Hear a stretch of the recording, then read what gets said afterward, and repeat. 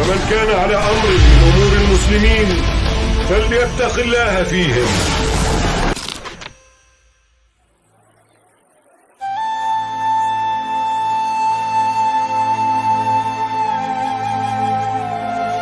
الذي أرسل رسوله بالهدى ودين الحق يظهر على دين كله ولو كره المشركون. اللهم صل على سيدنا Muhammad wa ala sayyidina Muhammad wa ala ajmain. Amma ba'd. Pemirsa ngaji subuh yang dirahmati Allah, alhamdulillah pagi hari ini kita bisa bertemu lagi dalam seri ini ya, Islam dan Peradaban. Alhamdulillah kita bisa berjua lagi dalam keadaan iman Islam yang semoga setiap hari semakin baik. Dan pagi ini kita akan melanjutkan cerita kemarin ya, bahwa ini adalah perang salib ini adalah sebab-sebab dari kejatuhan Al-Quds ya. Untuk yang pertama, bahwa di pertemuan yang lalu kita sampai pada membicarakan tentang bagaimana kondisi kaum muslimin ya, seperti apa kondisi sosial dan politiknya ya, kemudian bagaimana kondisi orang-orang barat ya, Eropa Barat, baik Eropa Barat dan Eropa Timur.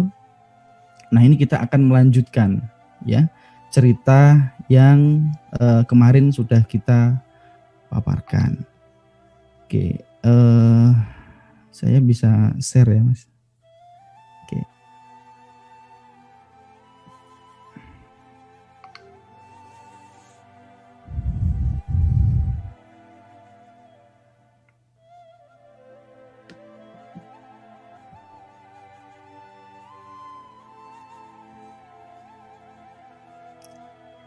Oke, perang salib ya. Ini kita nanti akan membicarakan sampai kepada berdirinya kerajaan Kristen ya di tanah ya Kharaj kaum muslimin, yaitu di Al-Quds. Nah, sebelum kita bicara tentang lebih jauh tentang perang salib ini ya, ada memang beberapa kalau di dalam bacaan-bacaan kita bahwa memang banyak sekali ya perbedaan tentang perang salib ini. Nah, terutama tentang bagaimana pandangan ya, pandangan perang salib antara orang-orang barat ya sama orang-orang muslim. Terutama bagaimana sejarawan-sejarawan di dalam menyikapinya ya. Ada sebuah buku yang bagus ya, antara perang salib ya, dari pandangan sudut muslim itu seperti apa, dan banyak perbedaan. Jadi ketika kita memandang perang salib misalnya ya, dari berapa kali sih perang salib itu, ada yang ngomong ada perang salib itu sampai 9, ada yang ngomong perang salib itu sampai 6 saja dan sebagainya. Namun yang paling utama adalah perbedaan dalam memandang sudut pandang ya, dalam memandang perang salib itu seperti apa sih. Nah, orang-orang barat ya memandang perang salib ini adalah sebuah peristiwa yang besar. Memandang sebuah perang salib ini merupakan suatu hal yang glory ya, yang luar biasa. Karena memang dari perang salib itulah kemudian kaum Frank Eropa itu memulai kebangkitan dan persatuannya atas nama diikat oleh kesamaan dari salibnya itu, agamanya itu. Namun di sisi kaum muslimin ya, sejarawan-sejarawan kaum muslimin ya, kitab-kitab yang ditulis di abad-abad pertengahan, di tahun-tahun abad 11 atau 12 itu sebenarnya menganggap nggak ada ya namanya perang salib itu. Istilah perang salib itu emang nggak ada. Yang ada itu adalah invasi bangsa Frank ya ke dalam kaum muslimin ya. Misalnya di dalam ya, mungkin baru banyak sekali yang berbicara tentang istilah perang salib ini dari sejarawan-sejarawan di Eropa ya. Karena kalau kita mengambil sesuatu peristiwa secara mendetail tentang perang salib ya, dalam literasi kaum muslimin itu memang nggak ada. Adanya yaitu tadi invasi bangsa-bangsa Frank, yang dimana di situ dianggap menjadi peristiwa maksudnya peristiwa biasa. Artinya biasa itu karena batas kekuasaan atau batas garis kekuasaan kaum muslimin, terutama yang di pinggir berhadapan dengan orang-orang Eropa itu ya dinamis. Ada kalanya itu kehilangan, ada kalanya itu bertambah luas dan sebagainya. Ya, sama seperti ketika menganggap perang-perang dengan yang lain. Nah di situ ya yang mungkin perlu kita tegaskan di sini juga, dan sumber-sumber dan sebagainya mungkin banyak sekali ya yang bertebaran di abad-abad itu tentang perang-perang yang terjadi antara kaum Frank ya yang beragama Kristen dengan kaum muslimin. Oke, terakhir kemarin kita sampai kepada peristiwa pembunuhan oleh assassin ya, yang kemudian itu menjadi salah satu penyebab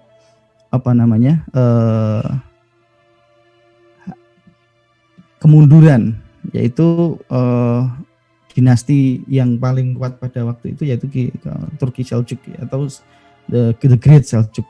Nah mungkin nanti akan kita secara timeline ya yang secara panjangnya mungkin nanti kita sorot ya, yaitu perang salib 1 ya. Kalau kita ngomong perang salib 1 ya perang salib 1 ini di mana kaum muslimin kalah.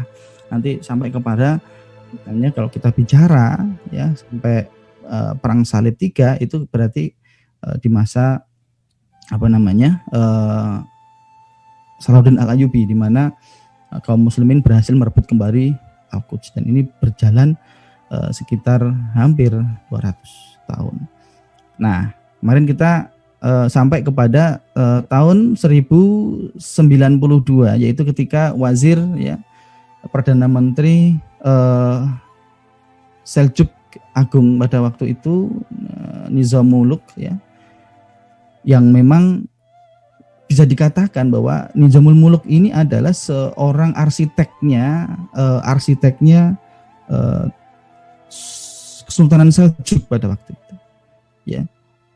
Kecerdasan beliau, kesolehan beliau ya sangat mumpuni sehingga membuat Seljuk itu ketika jaya-jayanya ya ada membangun peradaban pendidikannya dan sebagainya yang terkenal sampai sekarang. Misalnya Madrasah Nizamiyah itu adalah hasil tangan dingin dari Nizamul Muluk ini ya. Beliau ini, Nizamul Muluk ini adalah kalau dibilang sahabatan dengan Imam Al-Ghazali ya. Nizamul Muluk ini seorang yang banyak sekali di masa itu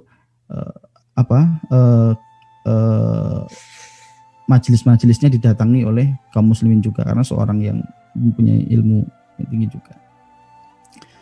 Nah, Wazir Nizamul Muluk inilah yang kemudian menjadi korban pertama dari yang namanya assassin yang kemarin.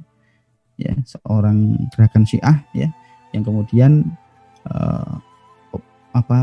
membunuh elit-elit ya musuhnya. Ketika Nizamul Muluk meninggal 35 hari kemudian, sultan yang sangat kuat ya dan menjadi simbol dari pembebasan Islam di masa kejayaan Kesultanan Seljuk, yaitu Malik Syah, itu ikut meninggal ya. 35 hari kemudian Malik Syah ya putranya Alp Arslan ini meninggal, dan beberapa minggu kemudian disusul oleh Khalifah Al-Muqtadi bi Amrillah ya, juga meninggal di masa yang sama ya, beda hari doang seperti itu. Padahal tiga tokoh ini adalah tokoh yang merupakan tokoh penting pada waktu itu ya, yang membuat kaum muslimin itu setidaknya membuat kuat seperti itu. Nah, nanti ketika kondisi kaum muslimin ya pasca meninggalnya Nizamul Muluk dan Malik Syah ini menjadi berpecah belah. Nah, ini menjadi angin segar ya Bizantium, ya, orang-orang kafir, nah, orang-orang salib kemudian pengen menginvasi kaum muslimin. Nanti 97 tentara salib menguasai Edessa, kemudian 1098 Antioch jatuh, kemudian 99 menguasai Al-Quds, ya. Nanti 1111 Imam Ghazali wafat, ya. Nuruddin Zanki lahir, ya, menjadi sultan di Suriah, kemudian perang salib 2 dan sampai kepada nanti perang Hattin dan kaum muslimin merebut kembali Al-Quds. Oke.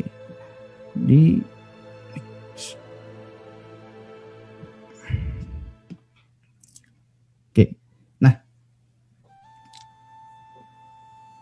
saya kembali ke materi tadi, ya, bahwa salah satu sebab, ya, keberanian kaum Nasrani bangkit kemudian menyerang kaum muslimin itu adalah kemunduran Kesultanan Seljuk, ya. Ketika Nizamul Muluk, ya cerita tadi meninggal, Malik Syah ini meninggal, ya, itu anak-anaknya, ya, ada anak-anaknya itu ada Barkiaruk, ada Ahmad Sanjar, ada Mahmud bin Malik Syah, kemudian ada Muhammad Tapar, ya, ini yang laki-laki, anaknya Malik Syah ini. Ada yang perempuan, nanti Malik Hatun dan sebagainya. Nah, keempat anaknya Malik Syah ini ketika, ya, Malik Syah meninggal, ini saling mengklaim, ya, sebagai, ya, sultan di Baghdad. Yang kita tahu bahwa masa Malik Syah itu adalah kekhalifahan atau kesultanan kekhalifahan di Baghdad, ya, Abbasiyah di Baghdad itu memang yang menjadi kekuatannya itu, ya, Seljuk, ya, kekuatannya militer, ya, dan pemerintahannya itu dijalankan oleh Turki Seljuk ini. Khalifah pada saat itu kita tahu sendiri bahwa khalifah pada saat itu adalah simbol, ya, artinya roda pemerintahan itu yang menjalankan itu adalah Kesultanan Seljuk ini. Nah, ya, ketika Barkiaruk, ya, Ibnu Malik Syah ini mengklaim, ya, di Baghdad. Nah, karena mengerti bahwa Barkiaruk ini tidak begitu mungkin kemampuannya itu tidak bisa dibandingkan bapaknya, membuat Tutus, ya. Tutus ini adalah paman, ya, atau saudaranya Malik Syah. Jadi anaknya Alp Arslan itu banyak, ya. Ketika Alp Arslan meninggal, kemudian salah satunya Malik Syah itu menjadi penggantinya, kemudian anak-anaknya yang lain itu menjadi wali-wali di gubernur-gubernur di daerah-daerah, ada yang di Mosul, ya, kemudian di Suriah, Damaskus, Aleppo dan sebagainya. Nah, Tutus Ibnu Arslan ini adalah penguasa Damaskus pada waktu itu. Ya, kemudian antara Tutus, ya, saudaranya Malik Syah dengan anak-anaknya Malik Syah ini saling berebut kekuasaan, ya, saling eker-ekeran, ya, saling kalau kita sebut disinilah masa-masa kesedihan pada waktu itu, yaitu di mana kekuasaan itu membutakan kaum muslimin, terutama penguasa-penguasanya, sehingga antar saudara sendiri itu juga saling menyerang, ya. Tutus menyerang Aleppo, kemudian membunuh Aksungkur pada waktu itu, ya, menantang Barkiaruk, ya, kan, tapi nanti Tutus ini pamannya sendiri, ya, dibunuh oleh tentaranya Barkiaruk, ya, pada pertempuran di bulan Februari tahun 1095. Nah, kemudian tinggal deh, ya, Barkiaruk Ibnu Malik Syah, ya, berebut, ya, bersaing dengan saudara laki-lakinya, ya, untuk kepemimpinan Seljuk di Baghdad, ya. Namun ketika pamannya tadi, ya, Tutus ini dibunuh oleh Barkiaruk, dia mempunyai anak, ya, Tutus ini yang namanya Ridwan, ya. kemudian dia mengambil alih kekuasaan di Aleppo. Ya. Nah, jadi kalau di Syam atau di Suriah itu kota-kota besarnya yang sangat berpengaruh itu ya, yaitu Aleppo, ya, kemudian Damaskus. Ini merupakan buffer atau kota-kota penyangga utama di Syam. Ya. Nah, Ridwan ini yang kurang cakap di dalam kepemimpinan, nafsu berkuasanya tinggi, ini membunuh saudara-saudaranya dengan harapan memiliki kekuasaan tunggal nanti di Suriah.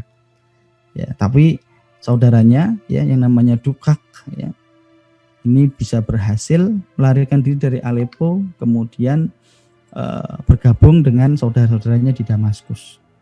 Ya, kemudian jadi penguasa di Damaskus. Nah ini. Ya. Nah, jadi keluarga Seljuk itu ya kalau kita urutkan mungkin ya family tree-nya itu yang nantinya itulah kemudian dari Seljuk bin Dukak ini macam-macam ya. Jadi ada nantinya itu ada Seljuk Persia, ada Seljuk Romawi, ya, ada Seljuk Kirman, ya, itu dari family tree yang sama yaitu Seljuk bin Dukak. Nah, salah satunya itu adalah nantinya itu ada yang namanya Seljuk Rum, ya. Kenapa dinamakan Seljuk Rum?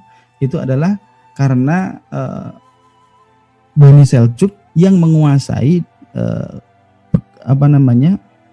bekas-bekas atau yang mengambil alih kekuasaan wilayah-wilayah dari Rum atau Bizantium, ya.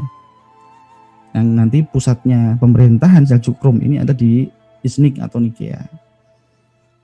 Nah, ya, jadi ada ya, penguasa Seljuk Rum ini adalah Kilik Arslan yang ketika di masanya Malik Syah, dia ini di penjara, ya. Begitu Malik Syah meninggal, kemudian Kilik Arslan dibebaskan, kemudian menggantikan kekuasaannya bapaknya pada waktu itu ya Sulaiman bin Kultumis di Seljuk Rum. Nah, itulah keadaannya kaum muslimin pada saat itu, saling berpecah belah, ya, saling berebut kekuasaan, ya, kemudian yang membuat daerah-daerah lain melihat di titik pusat kekhilafahan Abbasiyah ini penuh dengan perebutan kekuasaan, ya, ini juga terdengar jelas waktu itu, ya, pasti punya spionase orang-orang Barat. Ini yang membuat kemudian Kaisar Bizantium dan di Konstantinopel yaitu Alexois itu tergerak. Artinya, wah, ini sebuah kesempatan, ya. Kapan lagi ada kesempatan ini untuk menguasai kaum muslimin ketika dia berpecah belah. Nah, ini gambaran dari family tree-nya Alp Arslan, ya, yang di atasnya nanti ada Alp Arslan. Ini adalah dia mendapat kekuasaan Seljuk ini dari pamannya yaitu Tughril-Bek, ya. Tughril-Bek itulah awal kejayaan Seljuk, ya, yang kemudian mengalahkan dinasti Buwaih, ya, dalam cengkeraman di Baghdad, ya. Tughril-Bek tidak mempunyai hak laki-laki, kemudian jatuh kepada ponakannya yaitu Alp Arslan. Nah, dari Alp Arslan lah kemudian muncul generasi-generasi di Seljuk. Nah, kira-kira seperti ini, ya, keadaan kaum muslimin petanya, ya, yang kemudian ini kekuasaan Sultanate Rum ini di sini, ya, sangat dekat sekali dengan ya memang perbatasan, ya, dengan Bizantium. Wilayah-wilayahnya yang direbut dari Bizantium ini, ya, misalnya Nikea, Smyrna dan sebagainya, ini adalah masuk ke Kesultanan Rum. Yang paling penting yang kemarin saya ceritakan itu adalah kota pertempuran Malazgirt, ya, tahun 1071, ya, di mana Alp Arslan, ya, itu bersama saudaranya Sulaiman yang nantinya itu mendirikan Sultan Rum ini habisi ya Bizantium sampai berhasil menangkap Kaisar Romanus ya. Gitu. Kemudian ada kekuasaan kaum muslimin di sini di Mesir itu Fatimiyah ya sampai ke Antioch di sini. Kemudian Alamut ya yang di ujung sana di Persia ya. Alamut ini adalah markasnya sekte asasin ya. Baghdad dan sebagainya. Nah ini kondisinya seperti itu, berpecah belah, saling bermusuhan antar saudaranya.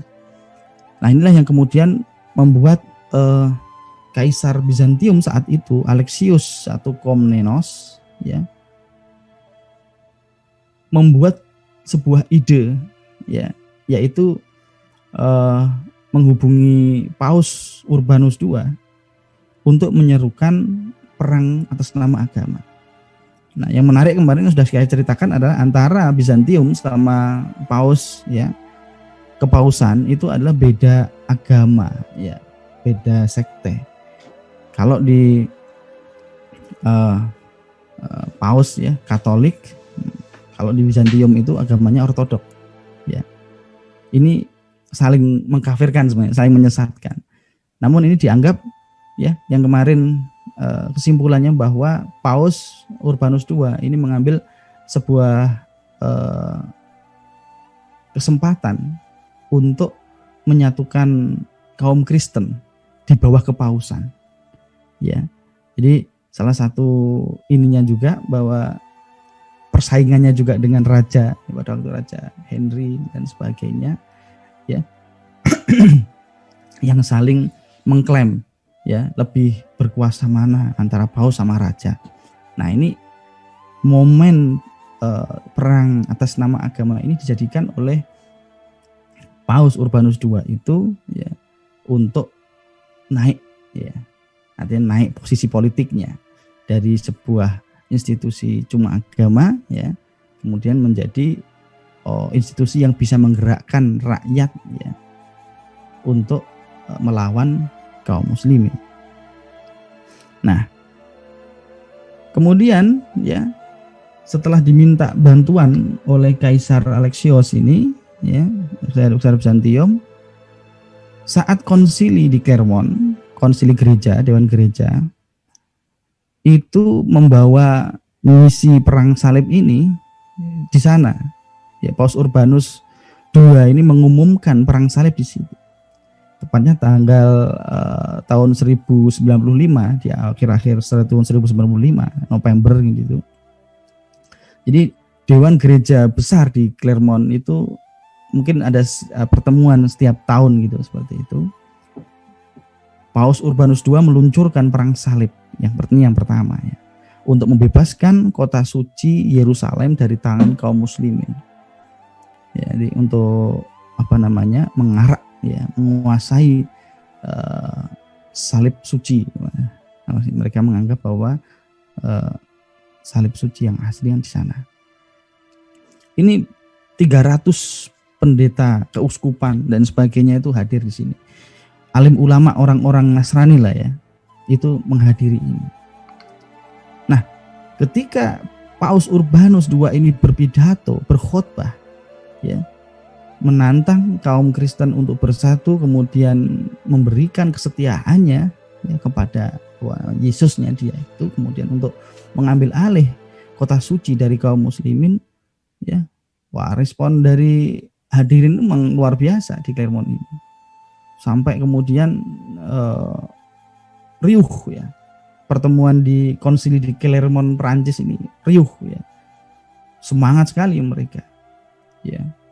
Tour de force ya.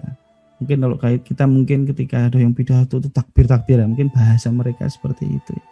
Tour de force, kemudian God will dan sebagainya. Nah, peristiwa pidatonya Paus Urbanus II di Clermont inilah kemudian tentang perang salib, ide perang salib ini dengan cepat menyebar ke Eropa. Ya. Jadi ada seorang dari catatan ya bukunya orang yang notulen ya dari pertemuan ini, yaitu Fulton Descartes, itu menulis bahwa orang-orang itu masing-masing ini peserta ini langsung bersemangat, langsung mengambil salibnya masing-masing, mengambil pekerjaannya masing-masing, apa yang bisa diperbuat untuk menyadarkan atau membawa kaum Nasrani ini untuk bergabung dalam pasukan salib ini. Ya. Di mereka dengan semangat, siapapun yang mendengar campuran bahasa dalam satu pasukan, karena ada orang Perancis, orang Fleming, ya orang Galia, orang Abroges, Lotharingians, Alemani, wah kayak gitu kan ya, Bavarian, ya, bersatu dalam sebuah pasukan besar, yaitu pasukan salib. Bagaimana ini? Wah, semangat mereka, semangat persatuannya luar biasa. Yang kemarin sudah kita bahas bagaimana kondisi sosial ya di masyarakat Eropa Barat. Ya, ini luar biasa. Nah, salah satunya itu adalah ada seorang pengkhotbah ya atau pendeta ya Katolik pada saat itu yang sangat bersemangat dan berusukan ke pedalaman-pedalaman untuk mengabarkan perang salib ini. Ya, namanya itu adalah Peter dari Artes atau Peter the Hermit ya. Seorang Peter si Pertapa, seorang pengkhotbah yang disucikan oleh masyarakat pada waktu itu. Kenapa disucikan? Iya, ya kemana-mana itu dia itu naik keledai gitu ya. Itu rambut keledainya yang jatuh, yang terpotong itu dikoleksi atau disimpan, dikeramatkan oleh mereka. Ya, karena menganggap Peter ini orang suci. Ya. Dari situlah kemudian menyebarkan salah satu magnet ya yang membuat kaum salib ini begitu berbondong-bondong dalam perang salib ini, yaitu penebus dosa. Ya, penebus dosa. Ya, dikeluarkan sebuah dekrit ya yang menandai pada waktu itu penggunaan perang oleh kaum muslim ya kaum Kristen. Ya, dan sebenarnya kan di Kristen itu nggak ada konsep perang. Ya, nggak ada yang namanya, kalau kaum muslimin misalnya ada konsep jihad ya dalam menyebarkan Islam, yaitu dengan dakwah dan jihad. Nah, kalau di dalam Kristen itu sebenarnya kan nggak ada konsep itu. Maka diadakanlah pada waktu itu, yaitu bagaimana supaya ada ketika orang mati ya berperang ya dengan atas nama agama itu masuk surga ya, seperti itu. Ada konsep penebus dosa di situ. Dan inilah awal-awal yang ide ini ya dekrit pada waktu itu. Ya, memang dari dulu memang si Kristen itu sangat sekuler, yang memisahkan antara kekuasaan dengan agamanya ya. Tapi dari situ dari awal itulah kemudian tercetus yang namanya perang suci atau penebus dosa. Karena memang dari awal nggak ada konsep itu dalam Kristen. Nah, Peter Hermit ini berkeliling ya dari satu tempat, satu negara ke negara di pedalaman-pedalaman ya. Dengan naik keledai gitu ya, dengan membawa kemana-mana surat ya, yang dia klaim ini dikirim langsung dari Tuhan ya, yang mendesak partisipasi dalam perang salib ya, untuk menyeru penduduk ya untuk memikul salib suci nantinya di Yerusalem. Nah, ini kemudian popularitas Peter the Hermit ini ya sangat besar, sangat berpengaruh dengan ini karena belusukannya tadi itu ya. Ya. Ini yang menjadi dia itu berhasil dalam waktu singkat. Peter itu merekrut peserta ya untuk berbondong-bondong ya menjadi pasukan salib. Ya, disinilah kemudian udah kumpul banyak itu kan ya, kemudian tetapi kebanyakan yang terkumpul pada waktu itu adalah rakyat jelata. rakyat-rakyat jelata, para petani, ya, yang kemudian pada waktu itu banyak yang gagal panen ya, seperti itu. Mungkin daripada mati di sini, mati di sana lah. Seperti itu. Kemudian ada beberapa bangsawan ya, sedikit sekali. Ya, kemudian gelombang pertama di sinilah yang kemudian berangkat, yang kita disebut ya People Crusade. Kenapa People Crusade?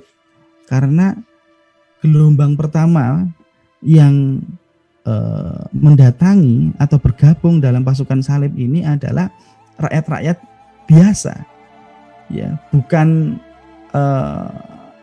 belum terkumpul pada waktu itu ya, sosok knight ya, atau jenderal-jenderal atau militer ya. Jadi kebanyakan gelombang pertama ini adalah dari rakyat-rakyat jelata, rakyat-rakyat yang mana kaum Frank pada waktu itu dengan kebudayaan barbar ya, kebudayaan rendah ya, itu berkumpul. Nah, dimulai perjalanan ya, udah ngumpul di Perancis ya, kemudian melalui jalan darat ya, masuk Hungaria, masuk Jerman. Awal-awalnya ya, jadi bisa ada yang ngomong ini jutaan orang berjalan ke Konstantinopel. Di setiap negara yang dilewati itu awal-awalnya disambut ya. Namun ketika dia itu menyambut rombongan perang salib, pasukan salib dari rakyat jelata ini menyambut di kotanya, ternyata mereka menjarah ya, membuat kerusuhan di sana ya. Gimana perbekalan dan sebagainya nggak ada mungkin ya. Ya itu merampok di sana sehingga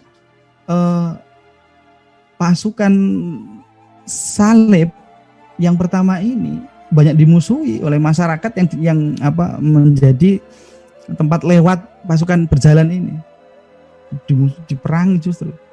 Makanya di tengah perjalanan ini banyak berkurang juga pasukannya ya, karena diperangi. Nah ini penjarahan, pembantaian dan sebagainya itu ya, terutama pasukan salib ini juga membunuh Yahudi di Jerman ini. Ini ada sebuah catatan seperti itu. Ya, konflik di Hungaria, di Byzantium. Nah, akhirnya rombongan People Crusade ini sampailah di Konstantinopel. Ya, di awal di pertengahan tahun 1096. Ya, Kaisar pada waktu itu, terkumpul itu kan ya, banyak pasukan ini menganggap loh ini rakyat biasa nggak bisa perang ini ya, melihat itu ya, melihat kumpulan orang-orang rakyat jelata yang hanya membuat kerusuhan saja ya.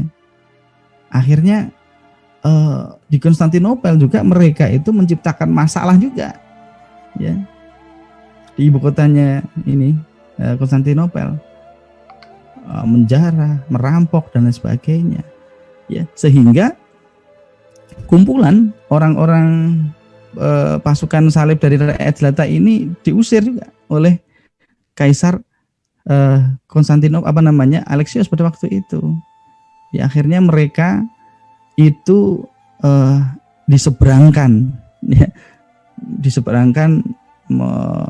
melalui Selat Bosporus ya, ke seberang wilayah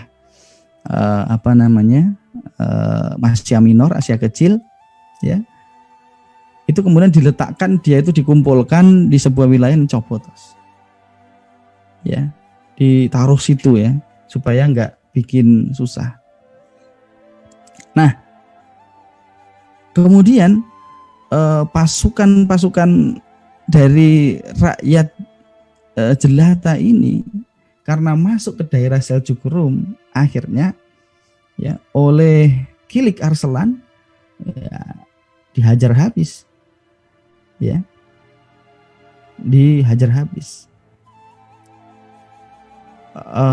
tidak ada seberapa lama pasukan salib ini sudah dihancurkan oleh Seljuk Rum. Tidak ada bukan sebanding dengan tentara Turki Seljuk ya, karena rakyat biasa yang pada waktu itu ada. Nah, ini kemudian akhirnya pasukan salib yang gelombang pertama ini ada yang ini pergi lah sebagainya, bubar, hancur di situ. Ya, ini yang terjadi di situ. Nah, karena sudah pasukan yang pertama tadi itu tidak ngefek, ya, kembali lagi ke Konstantinopel, ada yang kembali lagi ke tadi, diusir, benar-benar diusir oleh Kilik Arslan, ya, oleh Turki Seljuk Rum. Kemudian akhirnya nyampe, ya, yang gelombang kedua.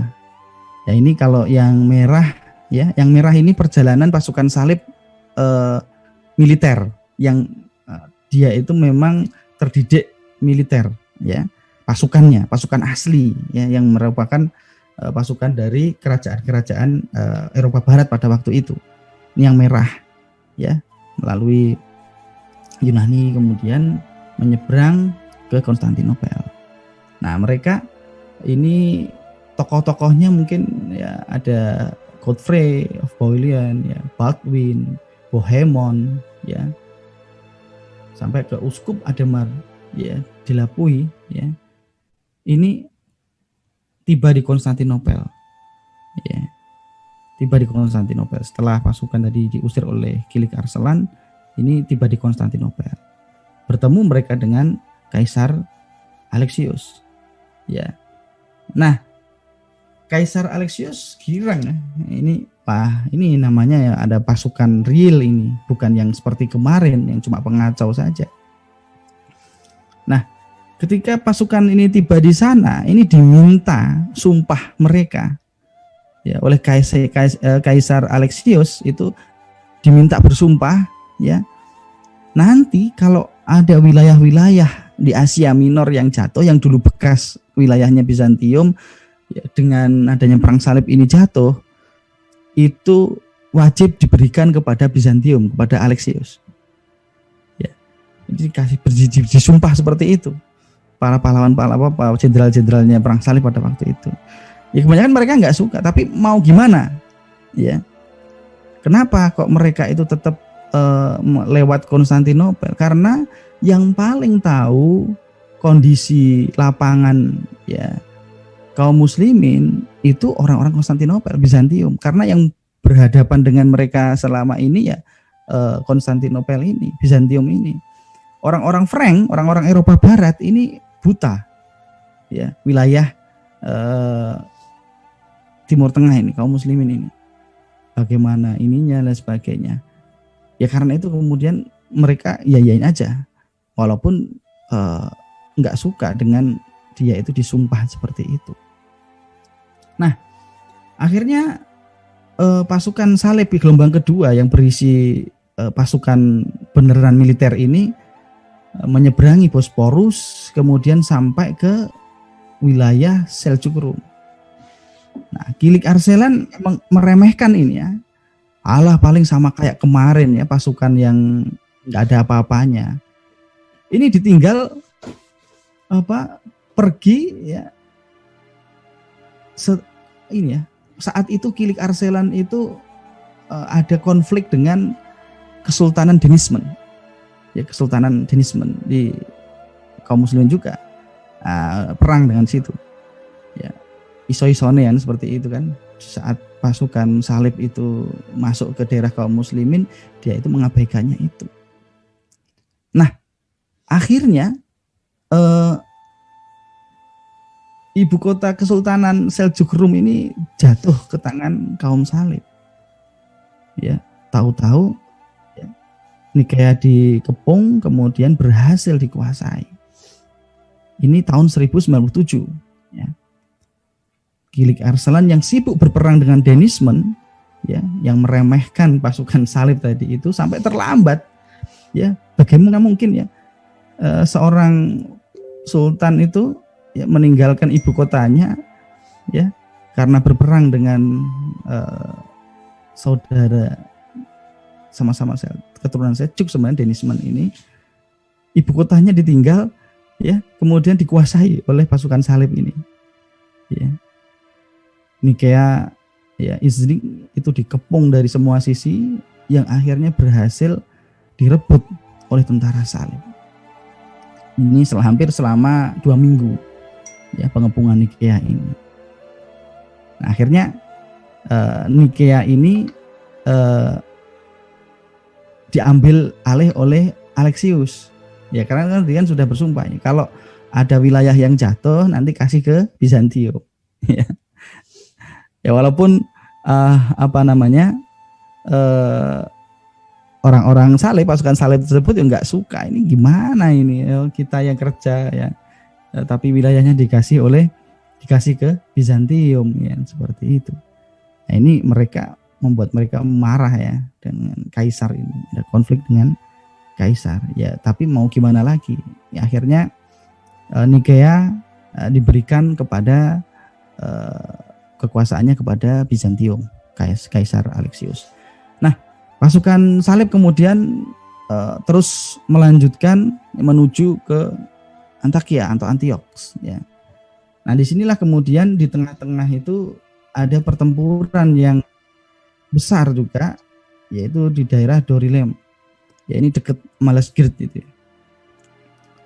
Inilah termasuk perang yang menentukan pada waktu itu, ya. Pasukan Kilik ya kemudian bersatu sama Denismen ini melawan tentara salib.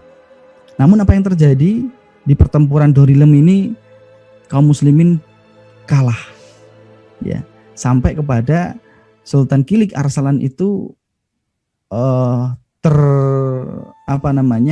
masuk ke hutan-hutan, ya, bergerilya, ya, menghindari kota besar, memulai strateginya defensif. Akhirnya Kilik Arsalan, ya, nah, pasukan salib menguasai kota-kota, ya. Nah, di saat kekalahannya Kilik Arsalan ini, Kilik Arsalan memberikan informasi bahwa datang pasukan besar, ya, tentara-tentara salib menuju ke Al-Quds. Nah, informasi ini diberikan kepada para penguasa-penguasa kaum muslimin pada waktu itu di Suriah, ya. Dia dah kalah, tidak ada yang bantu, ya, karena merasa berbeda, ya kan, itu wilayahmu, ini wilayahku, ya, seperti itu. Yang kita ceritakan bahwa kaum muslimin pada saat itu memang sangat terpecah belah. Nah, akhirnya mereka, ya, ini perjalanan pasukan salib, ya, jadi melewati Kesultanan Rum, kemudian perang itu, ya. Nah, dalam perjalanan ke Antioch ini ada pasukan, ya, beberapa kavaleri, pasukan yang memisahkan diri, ya. Ini Baldwin ini dan pasukannya itu mencari, wah, ini kalau misalnya, ya jenderal-jenderal menengah, ya, seperti itu. Misalnya saya turut rombongan besar ini dan menguasai daerah-daerah di Syam, terus pasti yang berkuasa nanti mereka, ya. Terus kapan aku menguasai sebuah wilayah secara sendiri, dipimpin sendiri? Nah, ini nyari wilayah yang bisa ditaklukkan, ya. Baldwin, kemudian Tancred, ya, memisahkan dari rombongan besar, ya. Ketemulah yang namanya di Edessa, ya, karena pengen pada tahun 1098 Baldwin, ya, dari pecahan dari rombongan pasukan salib tadi itu masuk ke Edessa, ya. Di Edessa ini daerah Armenia, ya. Jadi kalau sekarang yang di Turki, ya, itu berhasil dikuasai oleh Baldwin. Edessa inilah yang nantinya menjadi provinsi pertama yang nanti masuk ke dalam ini kan, kerajaan Yerusalem, Kingdom, kerajaan Latin Yerusalem. Inilah Edessa ini ya daerah provinsi pertama yang ditaklukkan, yang nantinya itu menjadi bagian dari kerajaan Latin. Nah, ini pasukan salib terus melaju, kemudian sampai ke Antioch pada 1097. Saat itu, ya, emir atau amir, ya, keemiran, ya, Antioch itu dikuasai, yang menjadi emir itu adalah Yakisian Antioch. Ya, sebenarnya sudah mengantisipasi, ya, kedatangan kaum perang tentara salib ini karena informasi dari Kilik Arsalan tadi itu. dia mengeluarkan orang Nasrani dari benteng. Ya. Kenapa? Karena memang takut nanti karena sama agamanya. Karena di wilayah Antiok dan sebagainya itu kan juga penduduk keemiran kekhilafahan pada waktu itu kan juga banyak sekali yang Nasrani. Nah, Yaghisian ini takut kalau misalnya ada konspirasi ini dari dalam, maka dikeluarkan tuh. Ya. Orang-orang Nasrani dikeluarkan untuk tinggal di luar benteng dulu. Nah, ini selama hampir sebulan dikepung Antiok, akhirnya kota Antiok itu jatuh ya ke tangan pasukan salib tahun 1097. Penyebabnya apa? Karena ada pengkhianatan juga pada waktu itu yang namanya Virus. Ya, Virus ini seorang tentara, seorang perwira menengah yang sebenarnya aslinya Nasrani tapi sudah masuk Islam, jadi mu'alaf sebenarnya. Ya, tapi dia mencoba berkomunikasi dengan tentara salib, malah membantu tentara salib membuka pintu benteng dari dalam. Si Virus ini di tengah malam akhirnya masuk pasukan salib, dibuka gerbangnya, udah masuk. Gimana kaum muslimin lain? Ya, ini padahal hampir sebulan dikepung. Ada bantuan dari Mosul, sekarang dari Irak, ya, yang namanya oleh Korbuga, ya, Emir Korbuga. Namun telat, ya, pasukan kaum muslimin yang mau membantu, ya, pasukan dari Mosul ini datang nyampe ke Antiok itu sudah dalam keadaan benteng itu dikuasai oleh orang-orang salib. Ya, 1-2 hari dia telat. Ya, sebenarnya mereka itu mengajak Korbuga ini mengajak emir-emir yang lain, Suriah, ya, dan lain sebagainya untuk bergabung. Ya, tapi karena ini ya entah itu apa alasannya, kemudian menolak bergabung di dalam pasukan untuk membantu Antiok ini. Nah, akhirnya terus melaju, ya, pasukan salib, ya, sampai nanti itu pertemuan dengan orang-orang Fatimiyah. Orang Fatimiyah yang saat itu menguasai ya, Antiok ini dikuasai perbatasan ya dengan Fatimiyah. Nah, Fatimiyah ini mengirim negosiatornya itu ke orang-orang perang salib, yang kemudian ya tidak apa-apa lah kamu menguasai itu, tapi jangan sampai, yang penting nggak sampai ke wilayahku. Nah, ini pengkhianatan Fatimiyah pada waktu itu, yang ya sebenarnya mereka juga dalam kemunduran juga, ya, ya. Namun ya jelas ya Syiah dan mereka di Sunni, karena orang-orang Syam pada waktu itu dikuasai oleh Turki Seljuk ini orang Sunni, ya, dan mereka berbenturan, ya wis diserahkan pada itu. Nah, ada keinginan Fatimiyah, ya kamu boleh menguasai itu tapi nggak boleh menguasai Yerusalem dan sebagainya itu, karena itu adalah wilayah Fatimiyah, ya. Nah, karena ditolak, ya, kemudian Fatimiyah ini sebenarnya sudah mengirim pasukan, ya, untuk menguasai Al-Quds duluan, ya. Nah, sebenarnya jadi Fatimiyah itu datang duluan di Al-Quds itu, ya. Namun kemudian ketika tentara salib tiba di Yerusalem, ya, pada tanggal 7 Juni 1099, mereka mengepung, ya, Yerusalem, mengepung Al-Quds, ya, selama sebulan tanpa hasil, terus-terusan, ya, mengepung, melakukan segala macam strategi perang, yang akhirnya mereka sempat putus asa, merupakan pertobatan massal dan sebagainya. Pokoknya ini ya kalau kita ingat bagaimana Al-Fatih menguasai Konstantinopel, ya ini kalau orang-orang salib ketika menguasai Al-Quds itu juga pernah penuh kesusahan juga. Ya, namun akhirnya pada beberapa hari sebelum Ramadan, ya, Al-Quds jatuh ke tangan tentara salib.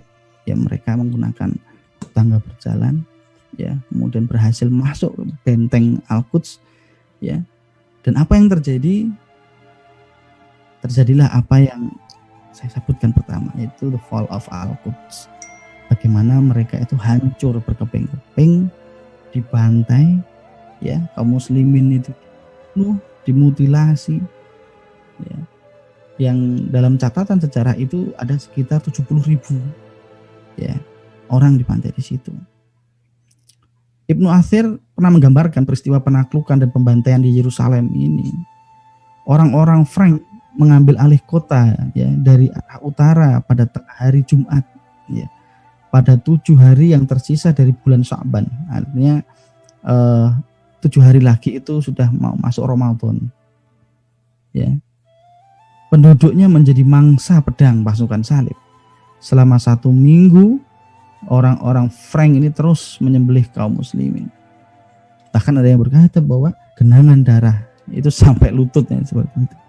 Maksudnya sampai lutut itu adalah mungkin ketika kita berjalan itu pasti lutut kita itu menyentuh tubuh, bagian dari tubuh, atau badan-badan tanpa kepala, tanpa tangan, berceceran semua di sana, sehingga ketika kita berjalan saja pasti kena darahnya, seperti itu. Ya, selama hampir sebulan kaum muslimin tidak punya tempat lagi di sana. Ya, masjid bahkan menjadi tempat pembantaian. Ya, setelah Al-Quds dikuasai, kemudian mereka mendirikan, ya, sebuah kerajaan, yaitu Kingdom of Jerusalem, atau dikenal juga dengan Kerajaan Latin. Nah, ini wilayahnya, yaitu Kingdom of Jerusalem di tahun 1187.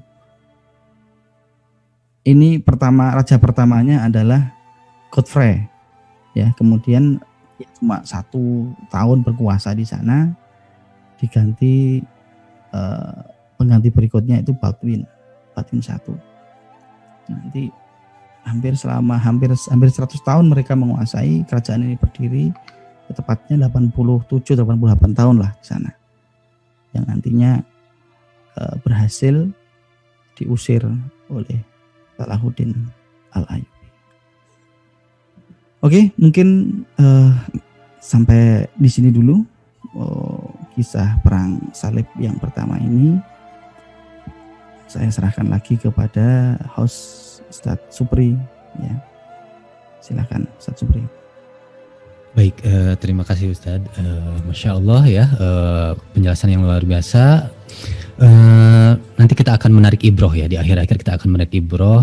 Nanti akan dengan dialog ini, dengan diskusi atau tanya jawab, nanti mudah-mudahan bisa mengembangkan wawasan kita terkait sejarah, bagaimana perjalanan sejarah atau kondisi umat Islam dari masa ke masa.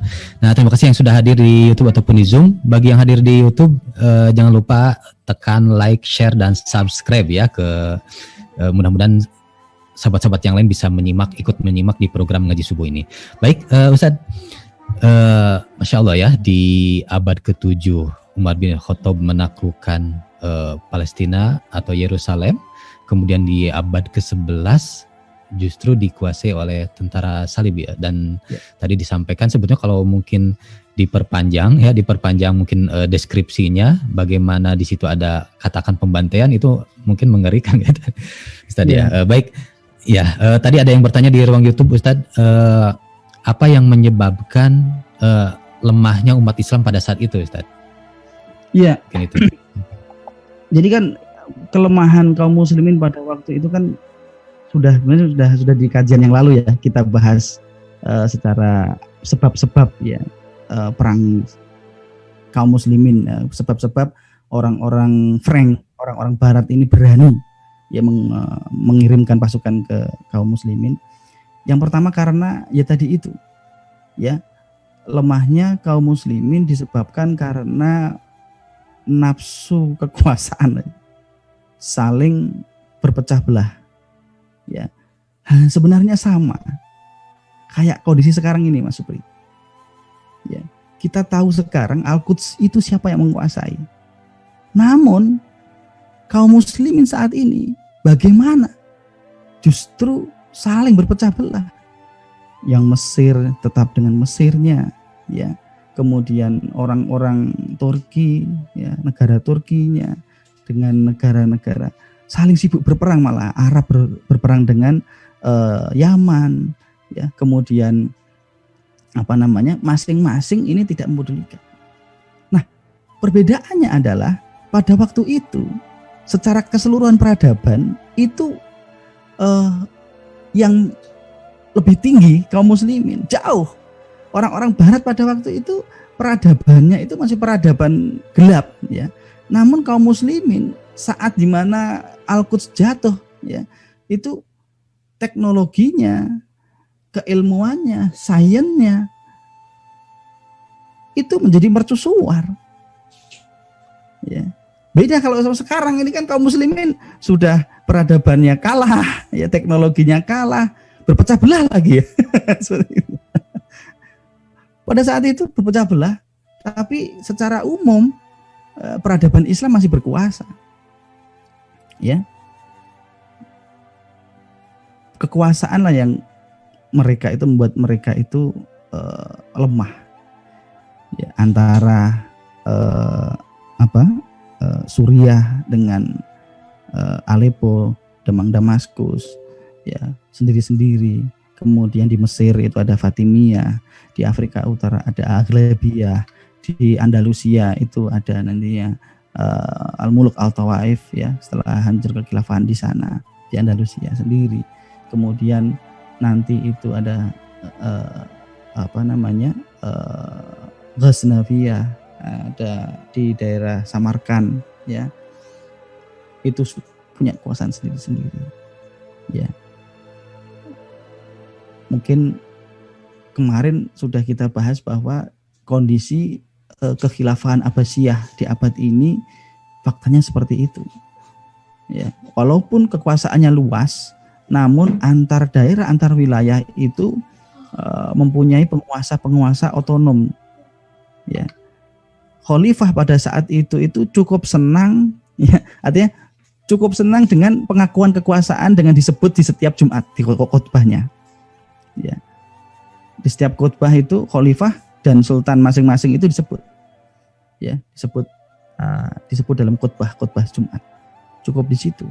Namun kekuasaan secara real itu berada di wali-wali atau di sultan-sultan di yang menguasai daerah-daerah. Ada Tulun, ada Hamadiyah, kemudian Seljuk itu juga ada Seljuk Rum, ada Seljuk Persia, ada Seljuk Kirman, ada Seljuk macam-macam. Sebabnya apa ya? Terpecah belah secara politik tadi itu. Gitu, Ustaz. Ya, lagi-lagi masalah yang menjadi masalah itu keterpecah belahan ya Ustaz di ya mau sekarang ataupun dulu. Ya, dulu ataupun sekarang sama saja ya. Yang menjadi lemahnya umat Islam itu adalah keterpecah belahan. Baik Ustadz, kita langsung berlanjut ke pertanyaan. Di YouTube ada yang mirip pertanyaannya ya, mungkin bisa disambungkan. Dari YouTube ada yang bertanya, di saat perang salib peristiwa ini dari Zawanah Filzatun. Di saat perang salib peristiwa politik ini apakah berpengaruh besar bagi kekhalifahan? Kemudian kalau di ruang Zoom ada dari Dita Lupita, beliau bertanya, bagaimana sikap Khalifah Abbasiyah dan kaum muslimin pada saat itu? Padahal Palestina itu kan secara nilai historis kan sangat berarti. Walaupun posisinya beliau saat itu hanya simbol, tapi apa tidak bisa menggerakkan secara semangat iman? Ya, mohon penjelasannya Ustaz. Iya. Nah, Khalifah saat itu tidak punya pasukan. Jadi ketika pembantaian perang salib di Al-Quds itu kemudian ada yang berhasil melarikan diri, ya namanya Qadhi pada waktu itu, Qadhi di Al-Quds itu melarikan diri sampai melapor ke Khalifah di Baghdad. Ya, beliau ini sebuah kisah ya, Qadhi Hawari namanya. Ini dengan beberapa orang tokoh-tokoh masyarakat di Al-Quds, serombongan itu mendatangi kekhalifahan di Baghdad. Ya, karena ini bulan Ramadan kan ya. Waktu kan ketika Al-Quds jatuh itu di bulan Ramadan, dia puasa. Itu dia berhenti di sebuah masjid, ya, di depan masjid. Kemudian melakukan seruan syair di depan kaum muslimin di Baghdad pada waktu itu. Wahai kaum muslimin, ya, Anda itu bisa beribadah dengan nyaman di sini. Anda bisa bermanis-manis bertemu dengan Allah dengan khusus ibadah yang khusyuk dan lain sebagainya. Namun apa jadinya jika Anda itu cuma berdiam diri ketika mendengar saudara-saudara Anda di tanah suci dibantai, tidak melakukan apa-apa? Khalifah pada waktu cuma nangis. Ya. Khalifah pada waktu itu cuma nangis. Kaum muslimin yang ada cuma, ya, saya gemes sebenarnya kalau menceritakan episode ini itu sebenarnya ini ya, karena gini, pasukan militer itu yang megang itu Seljuk, ya. Jadi posisinya itu gini, di saat itu, di masa itu, Khalifah itu sebagai simbol. Setiap ada sultan yang baru, ya nanti yang mengesahkan itu sebenarnya Khalifah, ya.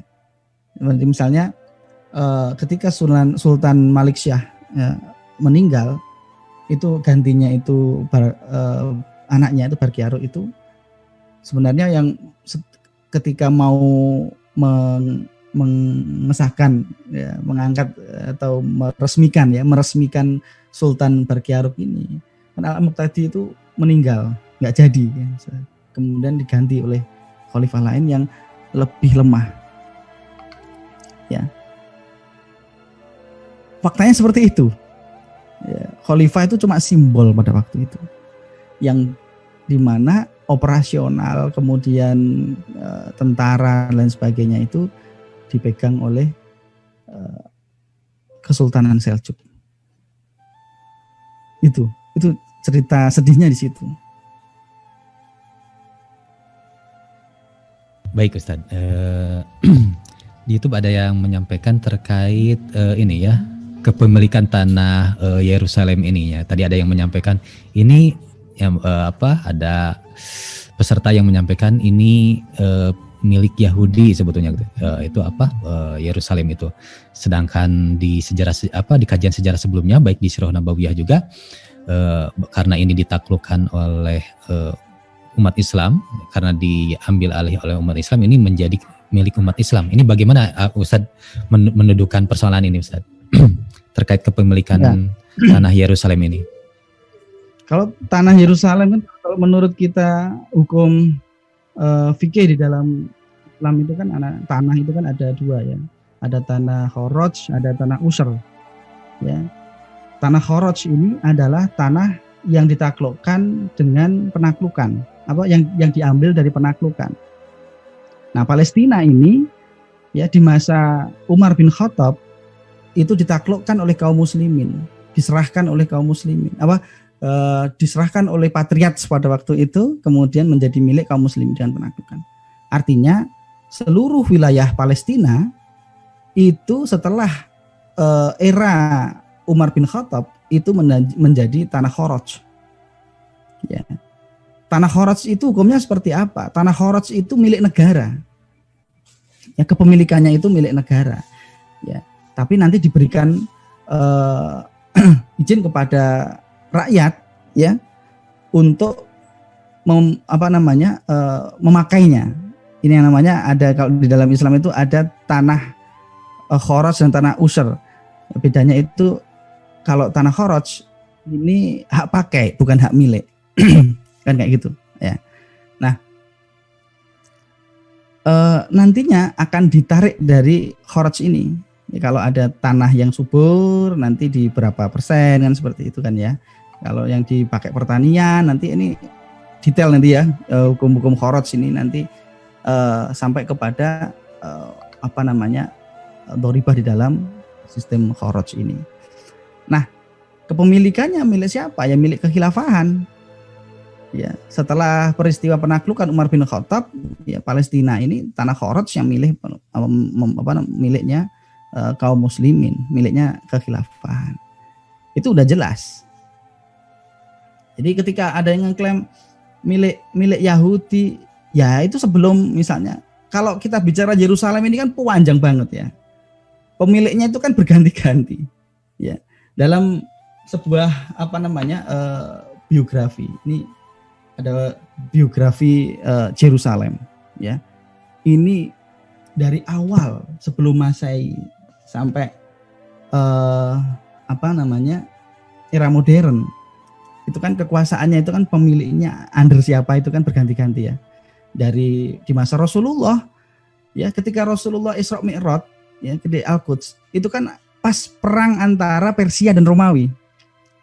Ya. Saat itu Romawi menyerang Al-Quds. Kan wilayahnya milik Persia ya. Ketika masa Rasulullah. Nah, kemudian akhirnya Heraklius itu berhasil menguasai Yerusalem dan melakukan kirab akbar, itu kirab salib itu kan, kirab salib suci. Itu masa Heraklius ya. Masa Heraklius ya, Persia itu Al-Quds atau Palestina itu ya berhasil dikuasai oleh Bizantium. Ya nanti ketika berganti Khalifah Umar bin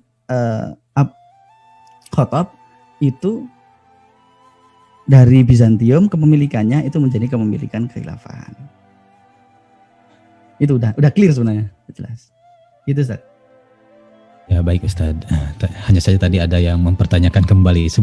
Tapi kalau misalkan rekan tadi yang bertanya bisa menyimak di sebelum-sebelumnya, sebetulnya sudah terbahas di kajian Sirah Nabawiyah juga bersama Ustadz Lutfi Afandi, sebetulnya sudah tuntas. Oleh karena itu bagi siapapun yang hadir di ruang YouTube ataupun di Zoom, ya diharapkan stay tune terus gitu ya, karena ini betul-betul nyambung, saling bertalian.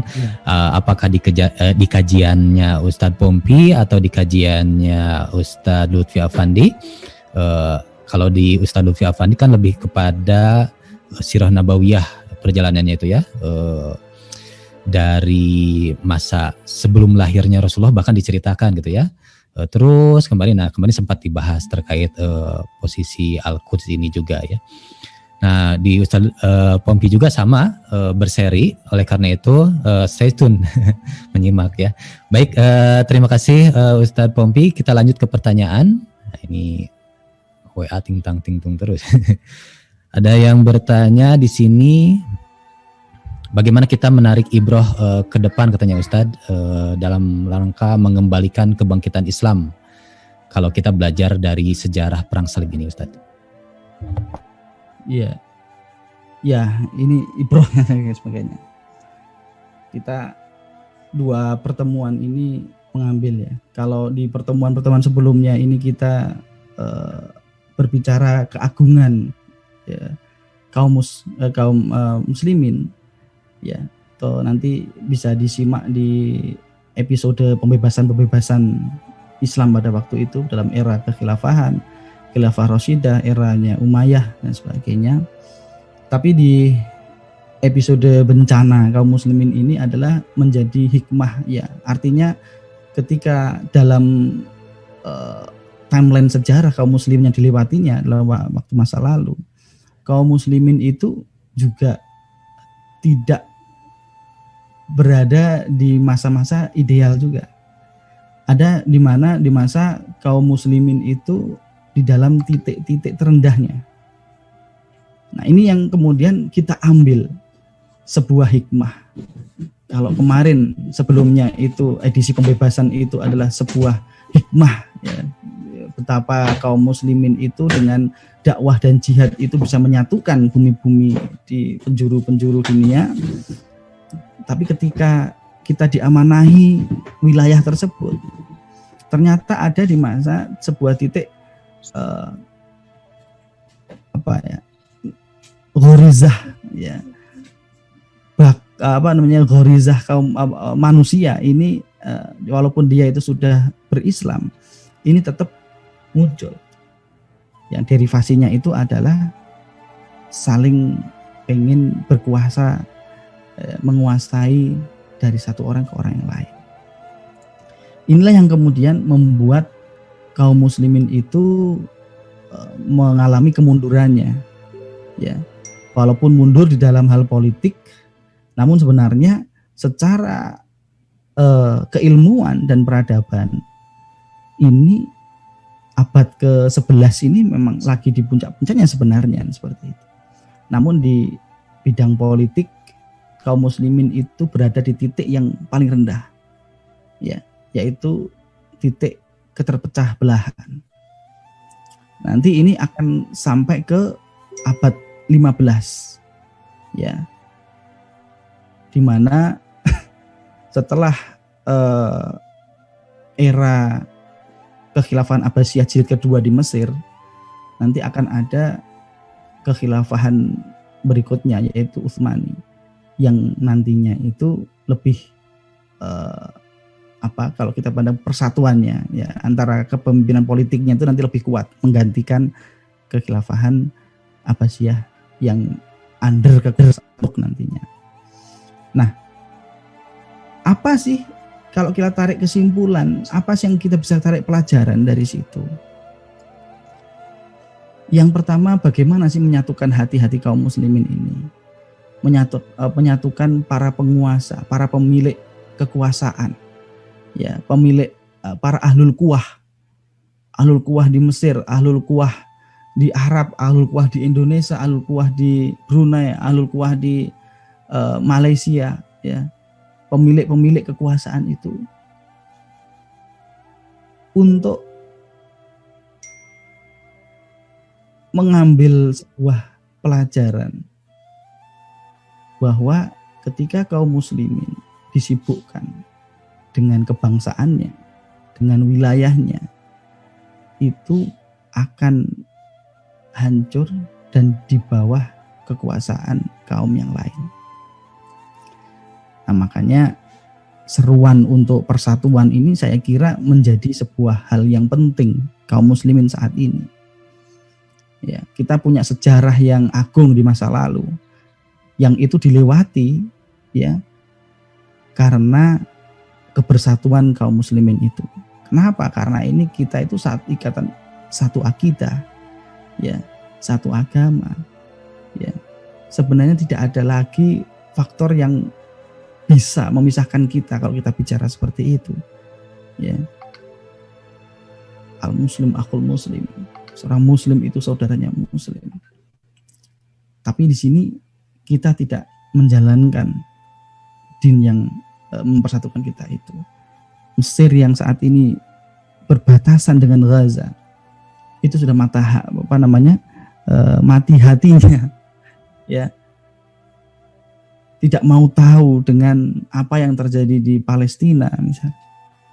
Begitu juga kekuasaan yang di Indonesia, orang-orang Arab dan sebagainya, itu hanya cuma lip service saja, ya, di mulutnya itu ngomong tentang persaudaraan, ya, namun secara politik, ya, mereka tidak tergerak untuk melakukan persatuan dan membebaskan tanah suci Palestina. Ya, mungkin itu ibroh yang bisa ke depan kita bisa berkaca bahwa Al-Quds jatuh itu penyebabnya karena kita itu terpecah belah, tidak bersatu. Itu Ustaz. Iya, Baik, kita bisa menarik ibroh dari apa yang disampaikan. Ya, tadi sudah disampaikan bahwa oleh Ustadz Popi bahwa keadaan masa sekarang dengan keadaan masa dulu, ya, di mana di beberapa titik sejarah umat Islam, ya, titik masa sejarah umat Islam ketika mengalami keterpurukan atau dalam peperangan mengalami kekalahan gitu ya. Kalau dalam peperangan itu masalahnya sama ya, masalahnya keterpecah belahan. Oleh karena itu tadi pesan yang pentingnya dari Ustadz Pompi untuk kita semua, mudah-mudahan dengan adanya program-program ini, mudah-mudahan bisa menyatukan, wasilah menyatukan umat Islam insya Allah dari berbagai dunia ya, berbagai pelosok. Mungkin itu Ustadz ya, mudah-mudahan ukhuwah semakin terjalin sesama kita, karena memang tadi sudah disampaikan di masa sekarang misalkan Palestina terjajah, kemudian apa lagi ya, Irak, Afghanistan. Nah, sedangkan kaum muslimin di belahan lain ketika ingin menolong juga terbatas oleh sekat wilayah. Itu kan karena masalahnya ya tadi terpecah belah menjadi di sekat-sekat nasionalisme itu. Nah, mudah-mudahan kembalinya Islam ke depan, umat Islam bersatu kembali dan Islam bisa diterapkan secara kafah, ukhuwah persaudaraan betul-betul terjalin secara hakiki insyaallah antara kaum muslimin, menembus batas-batas teritorial insyaallah. Baik, terima kasih Ustadz Pompi, terima kasih yang lain yang sudah menyimak di ruang YouTube, ruang Zoom, bahkan Instagram ya. Sekarang tuh sudah berapa hari kita membuka live di Instagram, coba-coba sebetulnya. Namun belum dikemas di desainnya di Instagram, mohon maaf tampilannya baru seperti itu. Nah, insya Allah mudah-mudahan dakwah kita, kajian kita, semangat mengkaji ilmu kita, mudah-mudahan bisa menambah luas ke jangkauannya tuh di berbagai sosmed ya, baik YouTube, ruang Zoom, Instagram, ataupun nanti insya Allah Facebook ya. Terima kasih yang sudah hadir. Mari kita doakan kembali Ustadz Pompi. Mari kita doakan kembali Ustadz Pompi, mudah-mudahan senantiasa dikaruniakan kesehatan, dikaruniakan keberkahan, dan dikaruniakan umur yang panjang insya Allah ya. Dan ilmu yang disampaikan menjadi jariah pahala untuk Ustadz Pompi dan keluarga insya Allah ya. Ada yang ingin disampaikan Ustadz sebagai penutup atau pesan? Ya, insya Allah di pertemuan selanjutnya kita mengambil hikmah juga bagaimana jatuhnya Andalusia. Nah itu ya, ya baik. Nah jadi ini kajiannya tuh betul-betul berseri sesuai dengan timeline-nya gitu Ustadz ya, terkait sejarah ini ya. Nah oleh karena itu jangan kemana-mana, tetap stay tune di program Ngaji Subuh. Jangan lupa like, share, dan subscribe ya, terutama share supaya yang lain atau sahabat-sahabat yang lain mendapatkan manfaat dari program kita ini ya. Mungkin itu, ada lagi Ustadz? Cukup ya? Udah 6:30. Kita tutup dengan membaca surat Al-Asr, hamdalah dan doa kifaratul majlis. A'udzubillahi minasyaitonirrajim. Bismillahirrahmanirrahim. Wal 'ashr innal insana